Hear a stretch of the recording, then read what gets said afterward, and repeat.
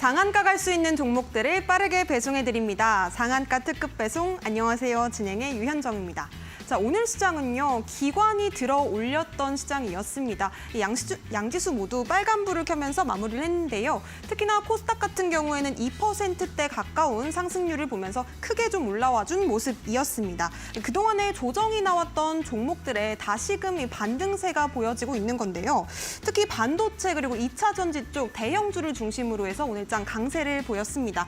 먼저 반도체 관련주 살펴보도록 하겠습니다. 오늘 주성 엔지니어링이 18%대 강한 움직임을 보였었고요. 하나 마이크론을 비롯해서 한솔 케미칼 역시도 두 자릿수대 강세를 보여줬습니다.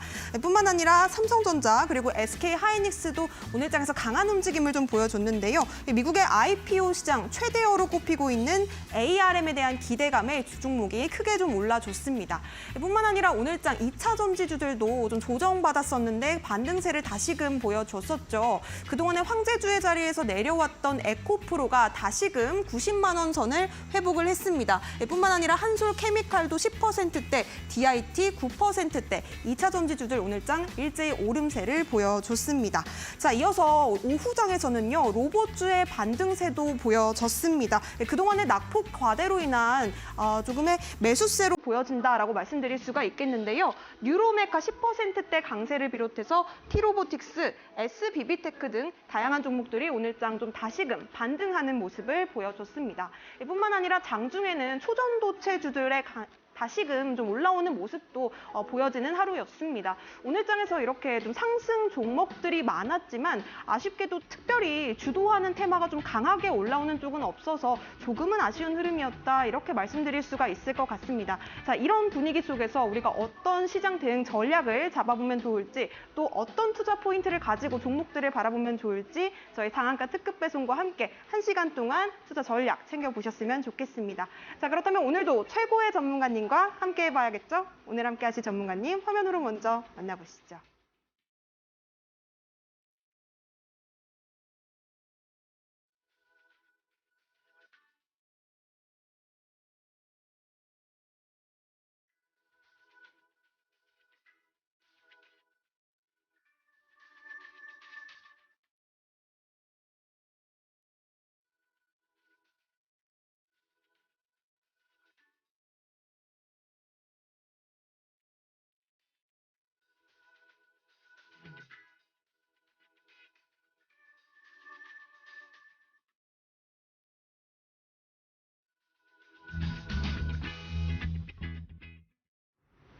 네, 이분과 함께라면 여러분도 시장을 이기는 깡을 챙기실 수 있을 것 같습니다.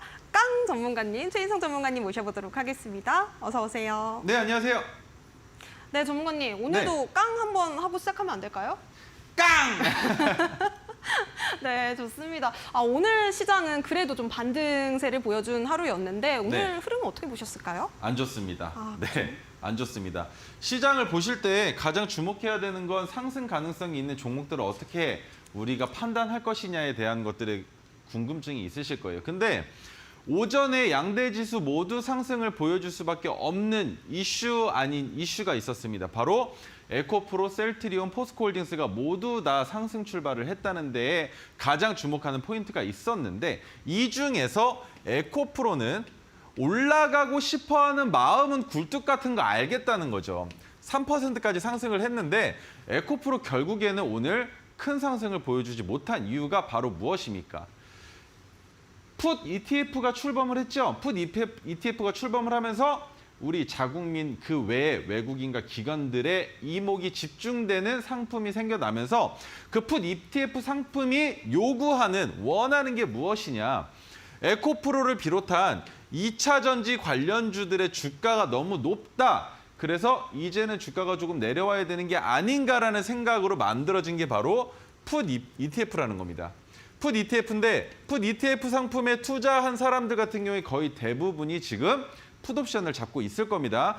콜옵션을 잡는 해지를 하는 기관과 외인들이 있을 수 있지만 개인 투자자들의 입장에서는 2차 전지가 아직까지는 하락하기에 더 적당하다는 판단을 하고 있다는 겁니다. 하지만 어떻습니까? 우리 주식시장은 미국 시장과 다르게 상승과 하락을 반복하는 시장이죠. 그런데 이 상황에서 2차 전지 관련주가 어떠한 추가적인 이슈로 인해서 주가를 상승시킨다면 지금 하락하는 이 움직임에 베팅을 한 개인 투자자들은 피해를 볼 수밖에 없는 상황 또한 연출될 수 있다는 거죠. 그래서 결국에는 풋 ETF 상품으로 수혜를 보는 건 누구냐? 바로 KB입니다. 수수료만 받아가도 되는 상황에 너무나 좋은 핸들링이 가능하지도 않은 이 2차 전지 시장 안에서 얼마나 많은 사람들이 투자를 하겠습니까? 하락에 베팅을 할 수 있는 유일한 길일 수도 있다는 겁니다. 왜?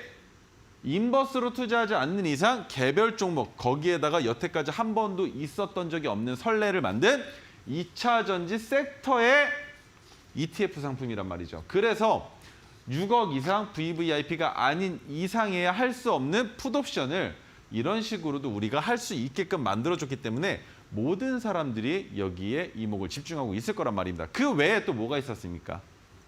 초전도체. 오전부터 뜨거웠어요. 하지만 저는 초전도체가 나올 때마다 항상 말씀드립니다. 위험하다 하지 말아라 라고 말씀드리는데도 시장에서는 어떻게 대응했습니까? 서남, 결국에 상한가 같죠?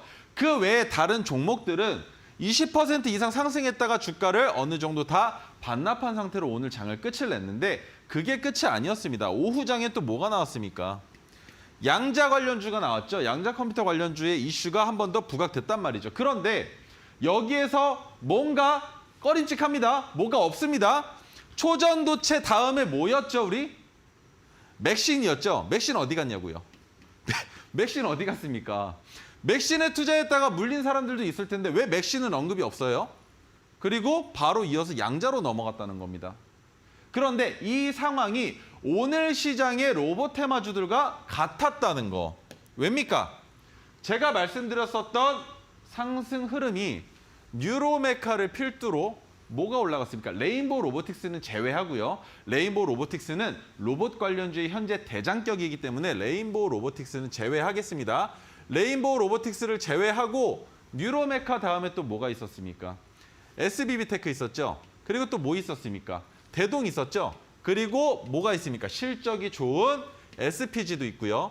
거기에 또 뭐가 있습니까? 스맥 같은 종목들도 있단 말이죠. 그런데 여기에서 궁금했던 건 1차 상승, 2차 상승, 3차 상승 그 외의 종목들이 쭈루룩 나열이 되는데 오늘 시장에서는 모두가 키 맞추기가 된 것 마냥 주가가 균일하게 올라갔다는 겁니다. 그 말은 뭐냐? 이제는 로봇 관련주의 키 맞추기는 거의 변동이 없을 것이다라고 판단할 수 있겠죠. 그러면 이 상황에서 우리가 로봇 관련주 중에 어떤 기업을 투자해야 되느냐? 답은 정해져 있습니다. 오늘 뉴스가 나왔었던 뉴로메카 혹은 SPG 같이 실적이 좋은 혹은 스맥 같은 이런 종목들을 투자하는 눈을 가지고 계셔야 된다는 겁니다. 그런데 로봇 관련주 같은 경우에 또 엮여 있는 게 있죠. 로봇 관련주는 무엇들과 연관성이 있습니까? 바로 AI. 또 뭐가 있죠? 반도체까지. 그렇죠. 그런데 여기에 한 가지가 더 붙습니다. 뭡니까? 의료. 그죠? 그러면 이런 식으로 관련주들이 있을 때 로봇이라는 테마 안에서 그날 어떤 테마들이 같이 엮여서 올라가는지만 판단을 하시면 당장 10월 초에 예정되어 있는 두산 로보틱스의 상장 이전까지 모멘텀이 살아있고 거기에 하나 더 내가 정말 강심장이다 하면 두산 로보틱스가 상장되는 날 시가 확인하시고 그다음에 상승분 확인하실 때까지도 매도 안 하고 재료의 소멸임에도 불구하고 지켜보실 수 있다는 겁니다. 왜? 같이 상승할 거고 같이 하락할 거니까. 이해가 되시죠? 하지만 모든 결정은 9시 30분 이내에 일어나기 때문에 그 30분 동안 기도 매매 하시는 분들 분명히 존재할 거라고 생각을 한다는 겁니다. 그래서 로봇 관련주가 지금 현재 시장에서 가장 핫하다고 볼 수 있는 트렌드이기 때문에 로봇 관련주는 지속적으로 관찰해 주셔야 하고 여기 한 가지 더 지금 레인보우 로보틱스도 마찬가지지만 거의 대부분의 로봇 관련주들의 주가가 어떻게 되고 있습니까? 상승했다가 하락해서 눌리고 있는 구간에 있죠. 그 눌리고 있는 구간에 오늘 반등이 나왔는데 여기에서 재차 상승할 가능성이 없겠냐는 질문을 주신다면 상승 가능성이 너무나 많습니다. 왜 많냐면 아직까지 10월 달까지 그리고 추석 연휴까지 끼어 있죠. 그러면 그 추석 연휴 때까지 주가가 만약에 박살나 있는 상태에서 두산 로보틱스가 상장하게 된다면 모멘텀을 끌고 가기가 너무 어려워진다는 거예요. 그 말이 지금 뭐냐? 로봇 관련주로 수급이 몰려 있는 상황에 다른 로봇 관련주들의 주가가 많이 올라가 줘야만 그 자금이 두산 로보틱스로 들어올 수 있다는 건데, 그렇지 못한 상황이 연출된다면 상장일에 두산 로보틱스 또한 마찬가지로 주가가 크게 상승하지 못하고 윗꼬리를 달고 하락할 가능성도 있단 말이죠. 그러면 그 하락한 이후에 두산 로보틱스의 횡보에 따라서 다른 로봇주들도 올라갈 가능성을 기대해 볼 수 있을 텐데, 그렇게 어렵게 갈 필요가 없는 시장이라는 겁니다. 초전도체 이슈가 있긴 하지만 초전도체는 다시금 불타오르다가 불씨가 꺼질 겁니다. 회광반조라고 얘기를 하죠. 마지막에 타오르는 불꽃이 가장 빛난다라는 얘기죠.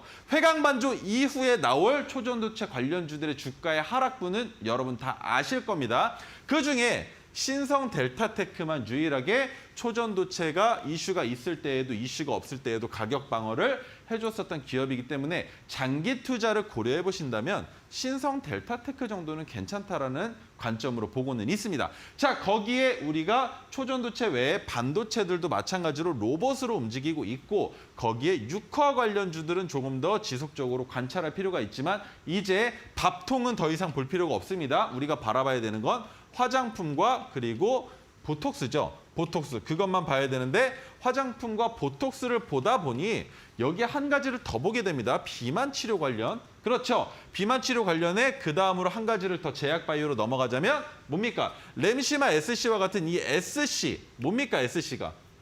혈관에 직접적으로 주입하지 않는 세포벽에다가 주입을 하는 방식으로 투약을 하는 이 SC가 한 번 더 시장에서 화두가 될 가능성이 있지만, 그 또한 9월 시장에서는 어떻게 바라봐야 하느냐. 9월 시장은 테마의 지속성이 약할 가능성이 너무나 충분하고 크기 때문에 오전장의 상승분의 수익을 보셨으면 2시간 이상 들고 있지 마시고 매도하시고, 차라리 종가 부분의 가격이 지켜진다면 종가에 재진입하시는 게 현명한 시장이라고 말씀을 드렸습니다. 단, 상승분과 시초가를 기준으로 했을 때 절반 이상에서 장이 끝난 종목들이어야만 한다는 거. 왜입니까? 너무 많이 올라간 종목이 너무 많이 빠져내려오면 그 다음 날도 오전 시장에서는 투매가 나올 수밖에 없다는 거죠. 투매가 나오지 않게 하기 위해서는 어느 정도 가격을 지켜주면서 오후장에 다시 들어 올리는 종목을 진입하셔야만 갭 투자도 하실 수 있고 그 다음날 추가 상승도 고려해 볼 수 있다는 것만 기억을 해주시면 좋을 것 같습니다. 자, 여기까지 지금 시장에서 움직이고 있는 테마들, 그리고 오늘 시장에서 주목받았었던 내용들에 대한 정리를 해드렸고요. 자, 이어서 토마토 시스템 리뷰 종목입니다. 리뷰 종목이고요. 9월 6일 날 토르 기법으로 포착이 돼서 제가 방송에 나와서 설명을 했었던 종목인데, 원격 진료 시스템 통합 관련주라고 설명을 드렸습니다. AI와 연관되어 있는 기업이라고 설명을 드렸었고, 기업용 소프트웨어를 개발하고 솔루션 IT 컨설팅까지 하고 있으며 상반기 영업이익이 전년 대비 플러스 64%나 증가했다. 이게 가장 큰 호재였다라고 말씀을 드리면서 미국 원격 진료 서비스인 사이버 MD케어가 본격 서비스를 시작했다라는 것과 미국 AI 원격 진료 신사업이 부각되면서 증권가에서 긍정적인 전망치가 나오고 있다. 최근에 긍정적인 전망치가 나오고 있는 건 뭐가 있습니까? 테슬라 목표 주가가 250불에서 400불로 상향된다라는 모건 스탠리였나요? 아무튼 발표가 하나 있었습니다. 그리고 삼성전자 목표 주가를 11만 원에서 12만으로 상향시키겠다라는 애널리스트들의 얘기가 있습니다. 이런 식으로 증권가에서 긍정적인 전망치를 낸다라는 건 목표 주가를 더 올릴 수 있다. 그 말은 즉 투자 가치가 충분한 기업이다라고 우리가 이해하고 넘어갈 수 있다는 거죠. 자, 그러면 보세요. 토마토 시스템이 처음 잡혔었던 건 과거 시점입니다. 그리고 현재로 왔을 때 수익을 내지 못한 상태로 손절 가격까지 왔지만 지켜진 구간이 바로 핑크색 지지선이 하나 있었어요. 그리고 이번에 포착됐을 때에도 추가 매수를 할 수 있었지만 기존의 보유자들은 추가 매수 없이 가져가자라고 얘기를 했습니다. 그 상황에서 주가가 지금 2일 동안 상승하고 있는데 가장 의미 있는 날짜는 오늘이 아니라 어제의 상승입니다. 어제 지수가 엄청나게 하락하면서 모든 종목들의 하락을 불러왔는데 그때 토마토 시스템은 주가를 상승시켰다. 그래서 이 종목은 지금부터 더 갈 가능성이 있고 거래량이 너무 많이 붙긴 했지만 올라갈 수 있는 위치는 충분히 아직도 남아있는 종목이란 말입니다. 그래서 이 종목 같은 경우에 만약에 우리 노란톡방에 계신 분들이 아니라 방송을 보고 계신 분들이 진입하신다고 하신다면 6,000원 아래 정도에서는 언제든지 매수할 수 있는 종목이 바로 토마토 시스템이다라는 말씀을 드릴 수 있을 것 같고요. 지금 수익률이 22% 정도 나오고 있지만 여기에서 더 올라갈 가능성이 있다라고 설명은 드리지만 지금 당장에 진입하기에는 주가가 횡보할 가능성도 있기 때문에 지금 진입하셔도 걱정거리는 없겠습니다만 더 유리한 자리에서 진입하실 수 있게끔 제가 말씀을 드리는 것뿐이고 자, 다음 종목은 한화생명입니다. 제가 안 좋아하는 지주사와 그리고 금투사 그리고 또 뭐가 있습니까? 은행 등 이런 종목들을 안 좋아하지만 그중에서도 그나마 보험사와 홀딩스는 조금 좋게 바라보는 관점이 있다는 설명을 드렸습니다. 왜? 보험사는 지속적인 매출액을 만들어내고 있습니다. 그만큼 우리나라에서는 보험사가 꽤나 커요. 강대할 수밖에 없단 말이죠. 홀딩스 같은 경우는 어떻습니까? 투자를 잘하는 홀딩스는 그만큼 매출액의 성장을 기대해 볼 수 있기 때문인데 홀딩스들의 거의 대부분이 좋은 종목들을 가지고 있기도 하지만 그중에 안 좋은 종목들을 같이 끼워서 가져가는 경우들이 있단 말이죠. 그래서 이 홀딩스를 어떻게 보면 ETF로도 볼 수 있다는 게 가장 큰 문제거리라는 겁니다. 그래서 저는 홀딩스를 좋아하지 않는데 자, 하나생명 같은 경우에는 언제였습니까? 9월 13일 수요일이 언제죠? 바로 어제죠. 어제 포착을 했는데 2.5만 명의 설계사를 보유하고 있는 대형 GA이고 하나금융서비스가 올해 매출액 1.1조 원을 예상한다. 그리고 배당금이 10% 가까이 될 것으로 예상된다. 이 배당금만 가지고도 제가 하나생명은 충분히 투자할 가치가 있으니 진입하셔도 됩니다라고 설명드렸던 거 기억해 주셔야 됩니다. 그리고 오늘 소식이 하나 있는데요. 하나생명이 베트남 법인을 15년 만에 흑자 전환시켰다라는 거. 그 말은 뭡니까? 베트남에서도 매출이 나올 거니 하나생명은 지금부터 글로벌하게 수익을 만들어낼 수 있는 매출액을 증진시킬 수 있는 모든 준비가 끝나 있다라고 설명을 드릴 수가 있겠죠. 코로나는 전 세계적으로 지금 잠잠해지고 있는 시기이니 어디에서든 바깥 활동을 할 때 문제가 생기는 혹은 지병에 대한 걱정거리를 덜 수 있는 보험에 대한 욕구가 강하게 일어날 수밖에 없는 시장이라는 거고 자, 여기에서 차트를 보시면 여러분들이 정말 기이한 현상이 하나 있습니다. 이렇게 높은 구간에 이렇게 거래량이 많이 터졌는데도 불구하고 매수했더니 오늘 주가를 상승시켰다. 근데 그 상승이 결국에는 어제 종가를 넘기는 종가를 만들었다. 어제 고가를 넘기는 종가를 만들었다는 게 뭡니까? 이게 의미하는 게 뭘까요? 갭이 뜰 가능성도 있습니다. 그러면 그 갭이 뜬 날의 윗꼬리 혹은 갭이 뜬 날의 시가 부근이 바로 마지막 익절선이 될 수도 있어요. 단기적으로. 왜입니까? 갭을 띄우고 윗꼬리를 달고 그날의 종가가 음봉으로 마감을 하고 거래량이 붙으면 그날이 저항이 돼버립니다. 그러면 그 저항을 만든 이후에 주가를 눌러요. 누르고 어느 정도 가격 구간에서 횡보하다가 이제 뉴스가 준비가 됐으면 그 뉴스를 내보내면서 전고점까지 주가를 올리는데 이때에 시장에서 주목을 받아준다면 전고점을 돌파해 주겠지만 시장에서 주목을 받지 못한다면 지금 우리가 보유한 가격 그것보다 조금 높은 3,000원 라운드 피겨에서 종목이 걸릴 가능성도 염두에 둬야 된다는 겁니다. 그래서 하나생명 같은 경우에는 저와 같이 진입하지 않으신 분들은 지금은 진입하기가 너무나 위험한 자리다라는 설명 드려볼 수 있고요. 자, 그 다음에 네페스아크인데 네페스아크는 8월 달에 가지고 나왔었던 메가토르 기법입니다. 메가토르는 단기 포트가 아니라 중장기 포트로 가지고 나오는 종목들이죠. 시스템 반도체 관련주다. 그리고 삼성전자 AI 반도체 제조의 PLF 적용 예정 소식이 있다라는 거. 그러면 FOPLF를 통해서 매출액이 증가할 가능성이 있지만 여기에서 우리가 주목해야 되는 거. FOPLF는 네페스 그룹 자회사 중에 네페스 라웨가 국내에서 유일하게 보유하고 있는 기술이라는 겁니다. 그것을 어디에 적용하느냐? 어디에? 삼성전자 AI 반도체에. 근데 삼성전자의 AI 반도체는 결국엔 로봇과 연관될 가능성이 높고 그 로봇과 관련된 연관 이외에도 뭐가 있습니까? TSMC 등 삼성전자의 매출이 증대될 수 있는 것들이 많고 여기에 삼성전자 지금 너무 위험하다는 얘기들을 좀 많이 듣고 있는데 왜요?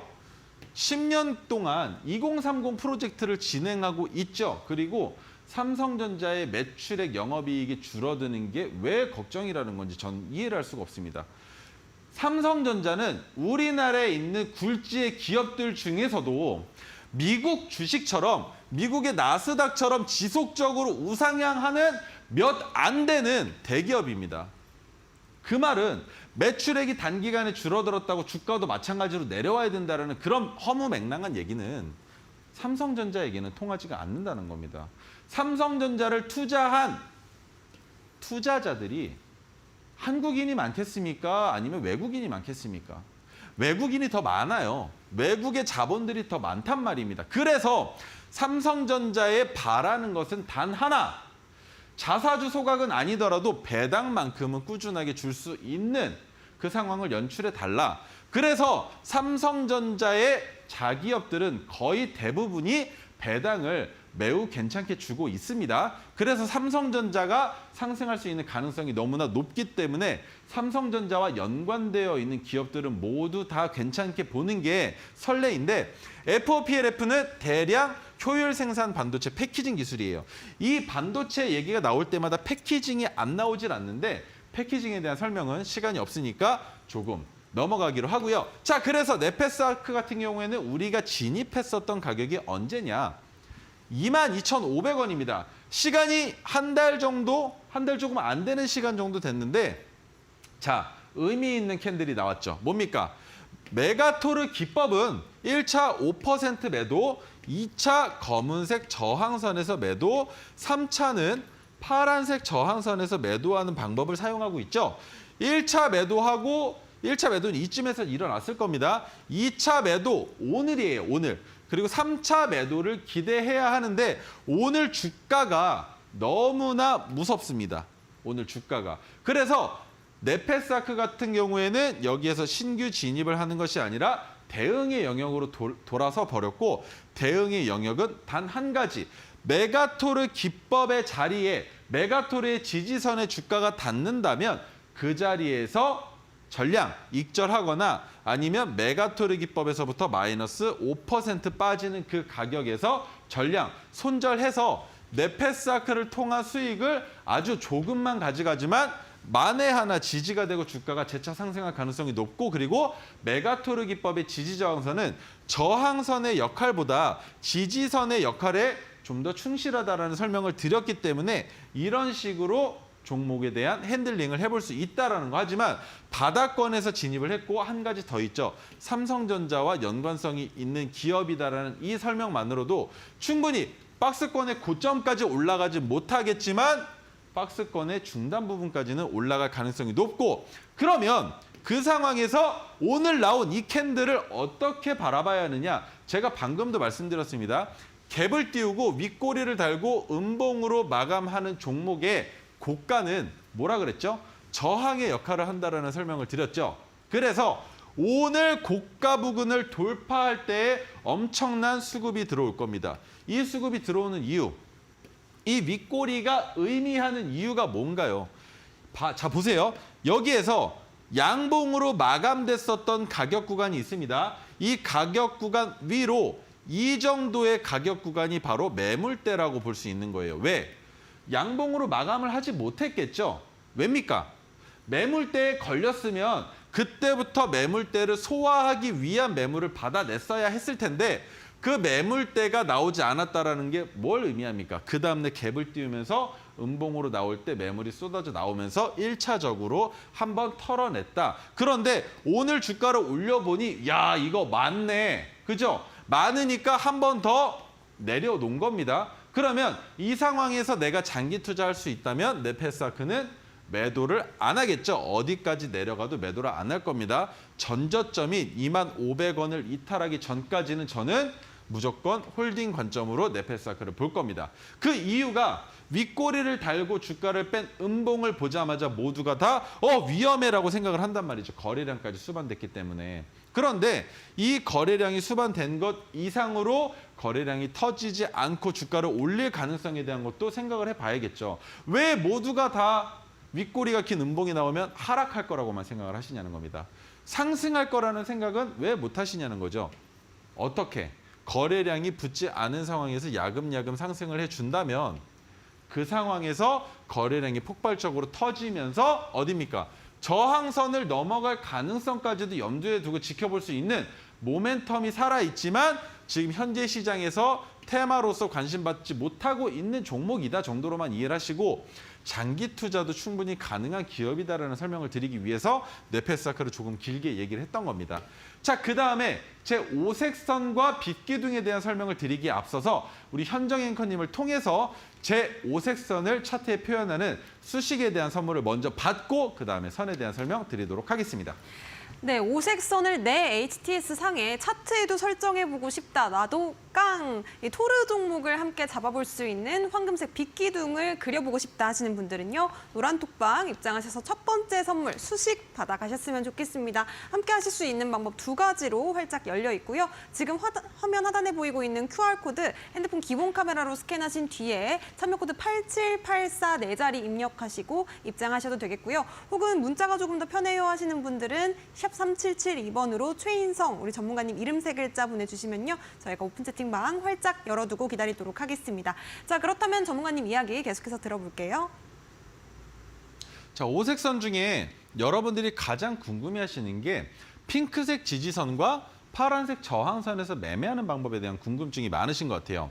근데 핑크색 지지선의 주가가 닿기만 해도 어떤 종목이든 매수 관점으로는 볼 수가 있다는 겁니다. 하지만 테마를 통해서 주가를 상승시켰고 테마를 통해서 테마의 재료 소멸로 인해서 주가가 하락하고 있는 이런 시장에서 주목받고 주가를 올린 종목들이 아니면 핑크색 지지선을 통해서 매수하기가 어려울 수 있다는 겁니다. 왜?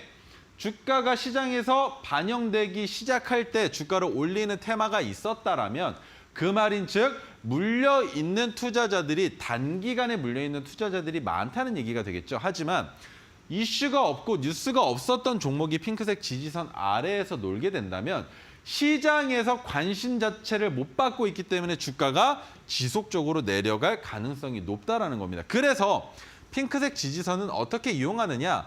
핑크색 지지선이 하락을 끝내고 바닥을 디딘 이후에 1차 상승 그리고 2차 상승한 이후에 2차 상승한 핑크색 지지선 아래로 주가가 퐁당하고 빠져든다면 그 자리가 바로 우리가 매수할 수 있는 상승 추세의 저점이다라는 설명을 드렸었습니다. 그리고 파란색 저항선 같은 경우에는 그런 말씀들 많이 하세요. 그렇게 높은 자리에서 어떻게 종목에 진입을 해?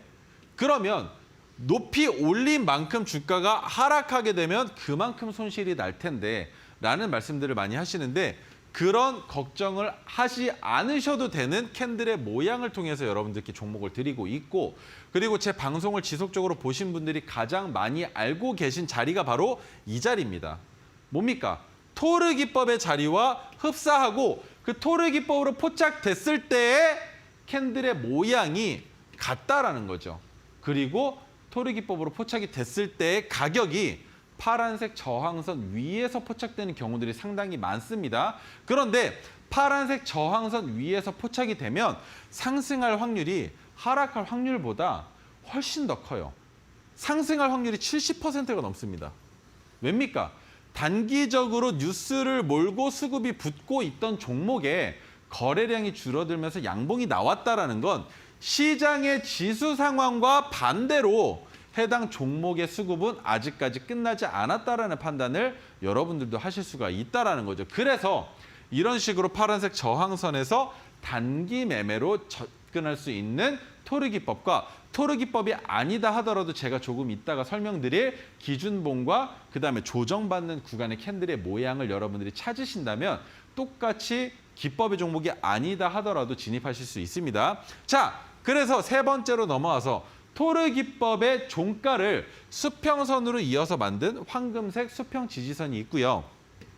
방금 전에 설명드린 네페스와크와 마찬가지로 메가토르 기법이 포착된 날의 종가를 수평선으로 이어서 만든 형광색 수평 지지선이 있습니다. 그리고 다섯 번째, 검은색 지지와 저항선이 있는데 이 검은색 지지와 저항선은 보셨다시피 돌파를 보여줄 때 확실하게 돌파하지 못한다면 저항의 역할을 맡고 있다는 걸 알고 계시겠죠. 윗꼬리가 달리건 아니건. 그래서 지지와 저항선이 되는 이 검은색 선은 확실하게 지지가 되는지 확실하게 저항을 받고 있는지 판단하기 이전에는 섣부르게 지지선이다 저항선이다라는 얘기를 할 수 없기 때문에 확실하게 그러니까 박스의 상단과 하단을 100과 0으로 나눴을 때 어디에서 진입한다? 돌파하는 경우에는 15% 정도 상승한 가격 구간에서 진입할 수가 있고 하락할 때도 마찬가지로 하락 이후에 15% 정도 하락하지 않는다면 아직까지 검은색 선은 지지선의 역할을 해주고 있다라고도 볼 수 있기 때문에 우리는 언제 가장 많이 사용을 하느냐? 검은색 저항선이 위에 있는 종목의 분할 매도 타점으로 잡는 게 가장 현명하다라는 겁니다. 굳이 지지선의 역할이 되지 않을지도 모르는 검은색 지지선을 지지의 역할이 받게끔 기도 매매하시기보다는 오늘 네페스아크처럼 돌파할 때 해당 가격을 분할 매도 자리로 잡아 놓는다면 그게 훨씬 더 시간을 단축 절약할 수 있는 수익을 만드는 길이다라는 설명을 드려본 거고요. 자, 그다음에 형광색 빛기둥과 황금색 빛기둥이 두 개가 있습니다. 황금색 빛기둥은 토르 기법이 포착된 날을 알려주는 날짜의 선이라고 보시면 되고요. 형광색 빛기둥 또한 마찬가지로 메가토르 기법이 포착된 날을 캔들에서 보기 쉽게 표현하기 위해서 빛기둥을 강세약세를 통해서 표현을 해놓은 겁니다. 그렇게만 기억을 해주시면 좋을 것 같습니다. 자, 그 다음으로 넘어가서 토르 기법에 대한 설명을 드릴 텐데 지금 시장에서 가장 잘 맞고 있는 트렌드의 기법이니까 기법에 대한 걸 이해만 하시고 비슷한 캔들을 찾아내셔도 괜찮습니다. 첫 번째 대원칙, 토르 기법이 만들어지게 된, 탄생하게 된 기회가 뭐냐면 주가가 재차 상승할 가능성이 높은 자리를 포착을 했을 때에 기준봉이 나온다는 겁니다. 그런데 이 기준봉이 나올 때에 뉴스가 수반되지 않는 것이 가장 좋은 자리다. 왜? 뉴스를 통해서 기준봉이 만들어진다는 것 자체가 이 기준봉이 포착됐을 때에 진입한 투자자들이 많다는 거죠. 그러면 그 투자자들은 어떻게 되겠습니까? 재차 상승을 할 때 이 투자자들의 매물이 결국 우리가 돌파해야 할 벽이란 말이죠. 그래서 뉴스가 없이 종목이 상승하게 될 경우에는 시장 참여자들이 볼 때 이런 생각을 합니다. 뉴스도 없는데 주가가 왜 올라가? 무섭네. 그런데 그렇게 진입한 이후에 뉴스가 나오면 그제서야 들어오는 투자자들이 있단 말입니다. 해당 차트처럼 말이죠. 그러면 그 투자자들의 매물대가 나옴으로 인해서 결국에 이런 식으로 상한가 근처까지 갔지만 윗꼬리가 긴 양봉으로 혹은 음봉으로 마감될 수도 있기 때문에 우리가 찾아야 하는 자리는 상승 추세에 있으면서 기준봉이 포착되는 그 자리를 잡아야 된다는 겁니다. 그렇게 해서 잡은 자리가 바로 이 황금색 빛기둥의 자리이고 기준봉의 원칙은 두 가지. 기준봉의 종가가 큰 폭으로 상승을 해야 하고 기준봉의 거래량 또는 거래 대금이 평소보다 증가해야 한다. 거기에 뉴스가 없어야 한다라는 게 가장 큰 핵심 포인트이겠지만 뉴스가 있다 하더라도 바닥에서 잡히는 종목들은 충분히 진입할 수 있다는 설명을 드려볼 수 있고요. 여기에 한 가지 더 우리가 진입하는 자리는 기준봉이 포착된 캔들로부터 2개 또는 3개로 판단했을 때에 상승 가능한 캔들이 나오는 바로 황금색 빛기둥이 나오는 우리가 종가 베팅하는 그 자리를 찾아내는 게 가장 핵심입니다. 왜 종가 베팅을 해야 하느냐? 오전에도 빛기둥이 떠 있을 가능성이 높습니다. 하지만 오후장에 들어서 주가가 하락하거나 혹은 거래량이 큰 폭으로 붙어버리면 빚기둥은 없어지게 됩니다. 그 말인즉 그 가격대에서 매수 매도가 활발하게 일어났고 그 가격대가 돌파하기 어려울 수도 있다라는 판단을 할 수 있게끔 만들어주는데, 그렇지 않고 거래량이 줄어들면서 양봉이 나왔다라는 건 기준봉을 만들 때 거래량이 붙었음에도 불구하고 거래량이 줄어들었다? 그게 의미하는 게 뭡니까? 매물대가 이 구간은 없다. 그래서 주가를 상승시키기가 좋다라는 판단이 들어서 토르 기법을 사용하시는 거고, 자, 종가 베팅이 왜 어렵다라고 생각들을 하시냐면 매수 체결이 안 되세요. 지정가로 되어 있으셔서 매수 체결이 안 되시는 겁니다. 그래서 우리는 주문 유형을 지정가가 아니라 시장가로 변경해 주셔야 하는데, 그 이유는 3시 20분의 가격과 3시 30분의 가격이 같지 않기 때문입니다. 물론 같을 수도 있겠지만, 그래서 우리가 종가 베팅 때 가격 주문을 넣는 것은 3시 20분의 가격으로 종목의 주문을 넣기 때문에 3시 30분에 그날의 종가를 형성하는 가격이 조금 더 높은 위치에서 끝이 난다면 주문 체결이 안 되기 때문에 우리는 꼭 시장가를 통해서 종목에 진입을 하셔야 된다는 설명을 드리는 거고요. 3시 20분부터 3시 30분까지 종가 베팅을 하는 이 시간을 주식 용어로는 장중 동시효과라고 얘기를 합니다. 자, 그러면 다음으로 넘어가기 앞서서 두 번째 선물 조금 빠르게 받아보시죠. 네, 두 번째 선물은요, 빠르게 말씀드리도록 하겠습니다. 조건 검색식인데요. 앞서 말씀드렸던 하루 만에 수익률이 나왔던 종목이죠. 토르 종목, 그리고 우리가 볼 수 있는 메가토르 종목도 조건 검색식을 통해서 받아보실 수 있겠습니다. QR코드 통해서 노란 톡방 8784 참여 코드 누르고 입장하시면요, 바로 두 가지 선물 받아보실 수 있으니까요. 문자 샵 3772번 최인성으로도 참여해 보실 수 있겠습니다. 자, 그렇다면 우리 전문가님 이야기 계속해서 들어볼게요. 자, 오늘 가지고 나온 종목인데요. 장바구니 종목입니다. 장바구니 종목이고 남노 엔텍에 대한 종목을 가져왔는데, 원격 진료와 진단키트 관련주로 엮여 있습니다. 진단키트는 코로나와 밀접한 관련이 있고요. 원격 진료는 의료, 그리고 의료에 한 발 더 앞서 나가면 AI까지 같이 바라볼 수 있는 종목이다라고 설명을 드려볼 수 있는데, 자, 어떠한 설명을 드릴 거냐? 레보너치 플랫폼을 통해 체외 진단 의료기기 및 생명과학실험기기에 관련된 솔루션과 소모품 제작 기업으로 여러분들이 알고 계실 겁니다. 말이 어렵죠? 말이 어렵지만 지금 우리가 주목해야 되는 건 이거 하나예요. 지난주 비만 치료제 위고비 개발사인 노보노디스크의 신규 위탁 개발 생산업체 서머피셔에 소모품을 공급한다라는 소식이 있다. 서머피셔에 소모품을 공급한다라는 소식. 이 서머피셔는 뭐랑 연결되어 있다? 위고비와 연결되어 있고, 위고비가 지금 현재 비만 치료 시장에서 가장 크게 두각을 보여주고 있기 때문에 나노엔텍은 의료 AI와 코로나 관련주가 아니라 지금은 의료 중에서, 제약 바이오 중에서 비만 치료 관련주와 엮어볼 필요성이 더 높다라고 설명을 드려볼 수 있는 겁니다. 자, 관련주로는 테라젠, 이텍스, 마이크로젠, 이지케어텍 등이 있는데 차트만 간략하게 보고 넘어가시죠. 자, 첫 번째 테라젠, 이텍스는 모든 제약 바이오 관련주들이 다 마찬가지 코로나 이후에 주가가 큰 폭으로 내려앉았습니다. 내려앉은 이후에 나오고 있는 이 박스권을 돌파해주는 종목이 과연 누가 먼저 나올 것이냐만 보면 되는 거예요. 하지만 테라젠, 이텍스는 아직까지 박스권의 중단 부근에서 주가를 놀려주고 있기 때문에 테라젠, 이텍스는 조금 더 지켜볼 필요가 있습니다. 자, 그다음 마이크로젠은 어떻게 봐야 될까요? 바닥을 만들어 놓고 여기 가격 구간이 바로 저항인데, 박스의 저항인데 돌파를 보여줬단 말입니다. 그런데 돌파를 보여줬지만 이곳에서 차익 실현 매물이 너무나 많이 나왔고, 그리고 투매, 손절 물량, 모든 물량이 다 나왔었던 가격 구간이다라는 걸 여김없이 보여주는 차트의 하락을 봤죠. 그러면 지금 박스의 하단 구간에 있습니다. 이 상황에서 이 가격 구간을 돌파하기 위한 필요한 것은 무엇일까요? 바로 뉴스일 겁니다.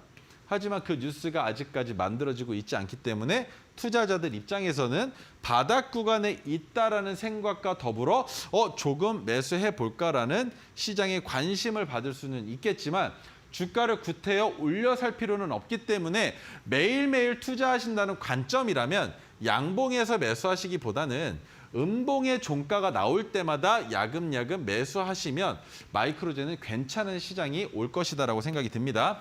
자, 그다음 이지케어텍에 대한 설명을 드릴 텐데요. 이지케어텍도 마찬가지로 고점이 있는데 이 고점은 해당 가격 구간이에요. 그냥 박스 구간으로 보셔야 됩니다. 그러면 박스 구간을 딛고 주가가 재차 내려앉았으면 여기에서 우리가 판단해야 되는 건 재차 돌리면서 박스권의 상단을 언제 돌파해 주느냐를 보고 그때 진입을 하셔야겠지만 이 매물대 어떻게 할 겁니까?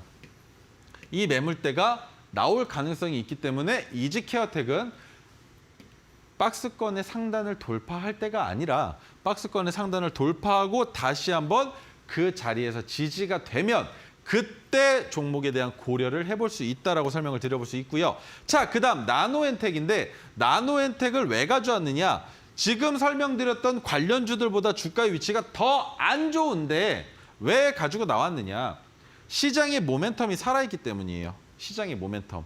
의료 AI와 진단 키트 관련주만 엮여 있었으면 나노엔텍은 절대 들고 나올 일이 없었겠죠. 하지만 서모피셔, 위고비와 관련되어 있는 뭡니까? 비만 치료 관련 종목이기 때문에 해당 종목의 현재 주가 위치가 나쁘지 않다라는 설명을 드리는 겁니다.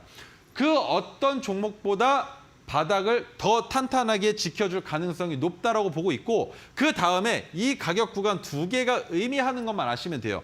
왜 갭을 띄우고 음봉이 나왔고 왜 윗꼬리가 달렸을까? 그러면 이 윗꼬리 또한 무엇이다? 차익 실현 매물들을 여러 번 소화시킨 손절할 물량들을 소화시킨 자리가 3번이나 나왔다라는 건 이제는 올릴 가능성이 높아졌다. 그런데 언제 올릴 것이냐?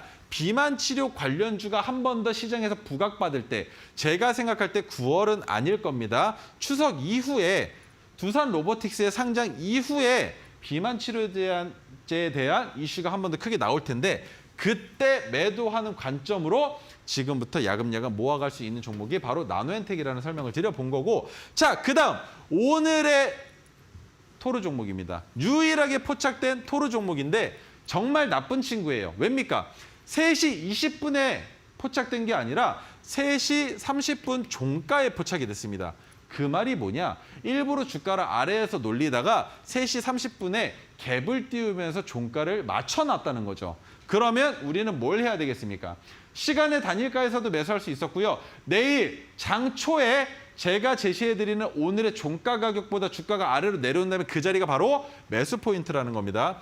탄소 중립 관련주예요. 온실가스 관련주라고도 하죠. OCI 그룹 계열사이고 탄산칼륨, 가성칼륨 등의 화학 제품을 생산하는 기업이지만 케미칼 기업으로는 보기 조금 어렵습니다. 전 세계 가성칼륨, 탄산칼륨 시장 점유율이 1위예요. 국내에서는 뭐 말할 것도 없이 유일하겠죠. 그런데 탄산칼륨 매출 중에 약 10%가 탄소 포집용으로 발생하고 있다는 겁니다. 그러면 이 탄소 포집용으로 발생되고 있는 것들을 봤을 때 우리가 여기에서 생각되는 케미칼에 관련되어 있는 이슈는 바로 조선업과도 연관지어 볼 수 있겠지만 유니드는 조선업이랑은 연관성이 아예 없습니다. 탄소 중립, 온실가스와 관련되어 있는 이 가스에만 주목하시면 되는 종목이고요. 지난 8월 유니드의 대표이사가 주가 부양을 위해서 자사주를 만주 매입했다라고 하는데 그것만으로는 무언가 부족합니다. 하지만 대표가 자사주를 매입했다라는 이슈로 주가를 부양할 가능성도 충분히 있기 때문에 유니드는 지금부터 지켜봐야 되는 기업이며 자, 지금까지 설명드렸던 거를 봤을 때 문제가 있어 보이는 건 요거 하나밖에 없습니다. OCI 그룹 계열사라는 악재 하나 빼고는 어떠한 이슈도 없죠. 그러면 관련주들 먼저 보시죠. 세종공업, 에코바이오, TKG, 휴캠스, 한솔, 홈데코딩이 있는데 다른 기업들과도 지금은 테마로 엮여 있지가 않기 때문에 기업들에 대한 설명만 간단하게 드릴 겁니다. 세종공업은 어떻습니까? 주가가 바닥을 점차 높이면서 상승을 했는데 그 바닥을 이탈하면서 내려오고 있죠. 그래서 확실하게 바닥을 디디고 전고점을 돌파하는 자리가 아니면 세종공업은 진입하기에 조금 까다롭습니다. 자, 두 번째, 에코바이오는 여러분 진짜 많이들 들어보셨고 많이들 투자하시고 알고 계신 기업이죠. 한 번, 두 번, 그리고 3번이 나올 때가 됐는데 안 나오고 있는 저의 아주 이쁜 먹거리 종목이라는 겁니다. 그래서 주가를 만들어 놓고 위로 올렸다. 윗꼬리가 달렸다. 지금 그 윗꼬리를 다시 한번 노려보고 있다. 노려봤을 때 돌파가 나오고 차익 실현 매물들을 다 흡수한다면 그때 가서 기법이 뜨는 건 아닌가라는 조금의 기대를 가지고 있는 기업이 에코바이오입니다. 자, 그다음 TKG 캠스 같은 경우에는 박스권에서 아직까지도 넘어가지를 못하고 있죠. 그 말이 뭐냐? 이 박스권의 상단만이 문제냐? 아니죠. 하나 더 있습니다. 이 가격 또한 어떻게 봐야 됩니까? 저항선으로 봐야겠죠. 그래서 TKG 캠스 같은 경우에는 하나만 넘어간다고 되는 게 아니라 하나가 더 남아 있는데 우리가 여기에서 TKG 캠스를 주목할 수 있는 이유는 하나입니다. 자, 핑크색 지지선이 내려왔죠. 근데 한 단계 그리고 두 단계 올라와줬죠. 거기에 핑크색 지지선 아래로 주가가 내려오면 뭐라고 말씀드렸습니까? 매수 타점. 그런데 얄팍하게도 닿자마자 주가를 오늘 또 올려놨어요. 그러면 이 종목은 우리가 장기적으로 어떻게 봐야 되느냐? 핑크색 지지선 아래로 한 번만 내려와. 내가 분할 매수 들어간다라고 생각할 수 있는 기업이다라는 설명을 드려보는 거고, 자, 유니드 주가의 위치가 어떻습니까? 너무나 낮죠. 너무나 우리가 지금 봐야 되는 저항선이 위에 너무나 많이 있는데 그 많은 거 무시하고 현재 주가의 위치는 바닥이라는 겁니다. 그 바닥에서 잡혔다라는 게 의미하는 게 뭡니까? 지금 OCI의 계열사라는 이유 하나 말고 해당 종목에서 바라볼 수 있는 어떠한 뉴스도 없는 상황이죠. 그런데 뉴스도 없는데 왜 자꾸 거래량이 붙습니까? 그것에 주목해 보자는 겁니다. 하락 추세를 끝내고 상승 추세로 전환된 이후에 기준봉이 포착이 됐고 그 다음에 우리가 진입할 수 있는 캔들의 모양이 나오면서 거래량이 줄어들었다는 게 의미하는 게 무엇인지를 말이죠. 그러면 이 자리에서 진입해서 뉴스가 나오면서 주가를 상승시킬 가능성이 높은 종목이 바로 유니드라는 설명을 드려본다면 여러분들이 조금 이해가 되실까 모르겠습니다. 자, 그리고 한 가지만 더. 오늘 종가는 63,600원입니다. 내일 진입하시게 된다면 63,600원보다 아래로 내려온 자리에서는 매수하셔도 괜찮습니다. 제가 노란톡방에서 어떤 식으로 대응할 것인지 어떤 자리에서 어떤 뉴스가 나왔을 때에 공포의 자리에서 주가가 못 올라갈 거라는 판단이 든다면 그 자리에서 제가 여러분들께 익절 사인도 같이 드릴 거니까 꼭 부탁드리겠습니다. 63,600원 위에서는 매수하시면 안 돼요. 절대로 63,600원보다 낮은 자리에서 진입하셔야만 제가 여러분들께 드리는 시나리오가 맞아 떨어질 겁니다. 왜? 저보다 낮게 사시면 저는 63,600원을 기준으로 말씀드릴 거기 때문에 플러스 상승, 추가 상승이겠죠. 하지만 저보다 높은 가격에서 사신다면 제가 드리는 익절 가격이 5%, 10%라 하더라도 어느 정도는 더 손실이 나시는 겁니다. 왜? 이만큼 수익을 낼 수 있는데도 불구하고 수익을 못 만들어내니까. 이해가 되실까요? 자, 그래서 오늘은 여기까지 설명을 드려볼 텐데 노란톡방에서 어떤 것들을 해드리고 있는지 제가 방금 유니드를 설명드렸을 때와 마찬가지로 63,600원 아래에서 매수하셔야 된다는 설명을 드렸던 것과 마찬가지로 종목을 언제 진입해서 어느 시점에 매도하는 게 이상적인지에 대한 설명을 드려보고 있는데 자, 토르 기법은 1차적으로 3%에서 매도를 합니다. 그 외에는 여러분들의 마음에 달려있지만 그마저도 제가 확실하게 자리를 잡아드리고 있다는 거. 그리고 오늘 토르 종목이 한 종목밖에 없었지만 장바구니 종목으로 가지고 나온 종목들도 있었죠. 장중에는 장바구니 종목이 아니다 하더라도 시장에서 각광받고 있는 종목들의 매수 관점을 공유해드리고 있다는 겁니다. 그리고 여러분들이 보유하고 계신 종목들에 대한 분석도 해드리고 있고요. 자, 수식과 검색기를 우리 현정 앵커님을 통해서 받으셨으니까 마지막은 자료집을 받으면서 오늘 방송 마무리하도록 하겠습니다. 네, 최인성 전문가님의 노란톡방 안에서는요. 첫 번째 선물 수식, 그리고 두 번째 선물 검색기, 세 번째 선물 자료집까지 모두 받아보실 수 있겠습니다. 특히나 타임특가 종목은요. 어제 하루 만에 한화생명으로 5% 넘는 수익률 챙겨주셨거든요. 오늘의 타임특가 종목 유니드입니다. 유니드로 나도 좀 수익을 보고 싶다 하시는 분들은요. 지금 바로 노란톡방 안에 입장하셔서 대응 전략 챙겨가셨으면 좋겠습니다. QR코드 타고 8784 혹은 문자 샵 3772번으로 최인성 보내주시면 되겠습니다. 자, 아쉽지만 우리 전문가님은 보내드리도록 하겠습니다. 오늘 고생 많으셨습니다. 깡! 네, 감사합니다. 깡! 네, 오늘 장 이렇게 마무리해 보도록 하겠습니다. 끝으로 본 방송에서 제공해드리는 정보는요, 투자 판단에 대한 조언일 뿐 해당 종목의 가치와 상승률까지 보장하지는 않는다는 점도 다시 한번 유의해 보시기 바라겠습니다. 시청해주신 여러분 고맙습니다.